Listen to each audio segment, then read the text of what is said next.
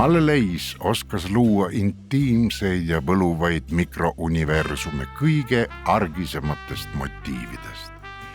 Tema Tallinna ateljee aknast avanes vaade härra Sukkmeti aiale, mille ilu Leis nii osavalt jahedatesse toonidesse mähib. On varane hommikutund ning külma trotsiva kase taga paistab üksik soe valguslaik, sümboliseerides kodusoojust ja inimlikkust keset talvemaastikku. Jääb mulje, et kogu ülejäänud Tallinn magab ja vaid härra Sukkmit on üleval.